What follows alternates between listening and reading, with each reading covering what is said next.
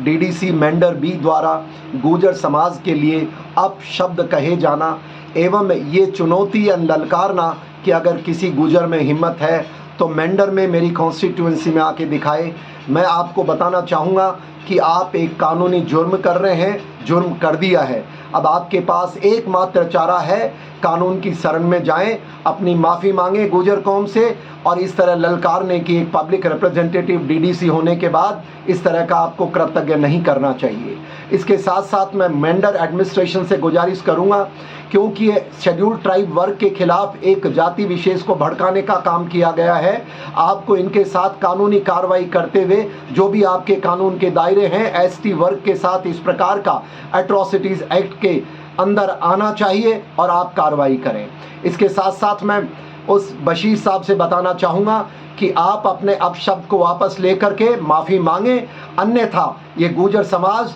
जो शांति प्रिय है, राष्ट्रभक्त है, और मेंढर में आप अकेले ही निवास नहीं करते हैं, मेंढर के इर्द गिर्द और मेंढर में सारे गुर्जर भी रहते हैं, और मैं भी उसी शहर में करीब 2 वर्ष मेरी सेवाएं दे चुका हूं। और वैसे शांति प्रिय स्थान पर आप जैसे एक नेगेटिव, एक नकारात्मक व्यक्ति द्वारा इस प्रकार समाज के सौहार्द को बिगाड़ने का कार्य किया जाना निंदा युक्त है, निंदा करने लायक है, और मैं आपकी घोर घोर निंदा करता हूं।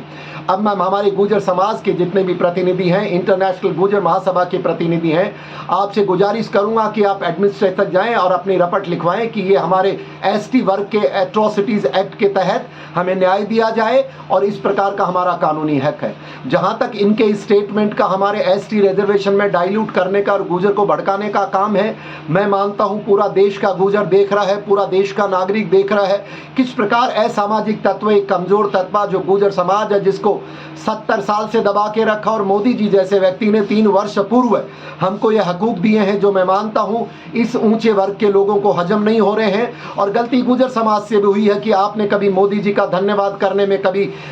पूरी जोर से सामने नहीं आए, और इंटरनेशनल गुर्जर महासभा गांव-गांव जाकर के जब आपको समझा रही थी, तब अगर काश आप इतना समर्थन करते तो मैं मानता हूं आज किसी समाज की इतनी मजाल नहीं होती कि वो किसी पॉलिटिकल कारणों से हमारे समाज के हक को छीनने की बात करता। मुझे पूरा यकीन है कि ये मेरी बात मोदी जी तक पहुंच रही है और सरकार तक पहुंची है। हमने उनसे आग्रह किया कि गुर्जर समाज को जो आरक्षण आपने दिया है हम भूरी भूरी आपकी प्रशंसा करते हैं, लेकिन किसी प्रकार का इसमें डाइल्यूशन गुर्जर समाज मंजूर नहीं करेगा, और ऐसी गलती करेंगे तो मैं मानता हूं पूरा गुर्जर समाज देश का, मैं राजनेताओं की चर्चा नहीं कर रहा हूं, हमारे जनप्रतिनिधियों की नहीं कर रहा हूं, क्योंकि वो पॉलिटिशियंस हैं, वो वोट की राजनीति करेंगे। मैं एक सामाजिक कार्यकर्ता हूं, गुर्जर समाज का हूं, राष्ट्रभक्त हूं, इस देश का एक नागरिक हूं। उस नाते मैं मोदी जी आपसे पुनः गुजारिश, और अमित भाई आपसे भी करना चाहूंगा कि जिस बीजेपी ने, जिस आप लोगों ने इतने हकूक दिए हैं, ऐसी गलती ना हो जाए कि हमारे पूरे